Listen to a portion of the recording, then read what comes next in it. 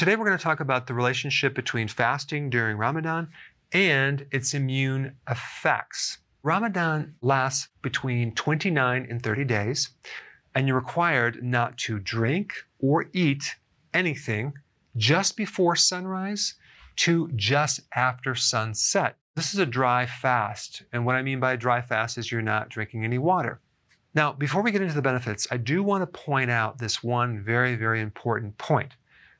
If you look at some of the studies done on Ramadan, you're going to see some mixed reviews. And I think the reason for that, because what you eat before and after you fast is going to make or break your success. If you are eating a lot of junk food, refined carbohydrates, that is going to greatly inhibit these amazing effects that you could achieve if you added keto-friendly foods, low carb, during the meals. I mean, think about it. Ketones in general are antimicrobial. When you do fasting, you actually decrease what's called cytokines.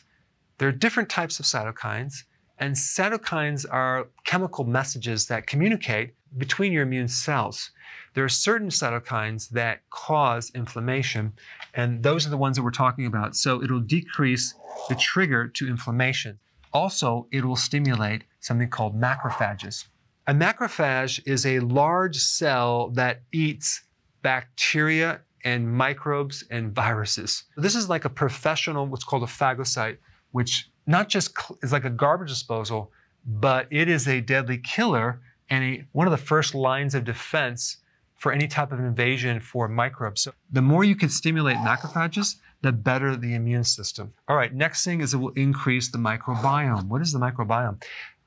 That describes your friendly microbes in your body that help you. A great majority of your immune system, and I'm talking like 70%, is located in your large intestine. And I'm talking about the microbiome, which I did a video on, and I'll put that link down below, gives you incredible immune support. And without it, your risk for infection goes straight up and vertical. When you do fasting, which is kind of weird because you're actually kind of starving them, they live longer. There's certain type of genetic things that get triggered that support your immune system. Next thing is resistance to stress. When you fast, you increase your capacity to fight off stress, as well as DNA damage too. Also, when you fast, you decrease oxidative stress. You're going to have less free radicals. You're also going to get an increase in production of your antioxidant networks, which also can help as well.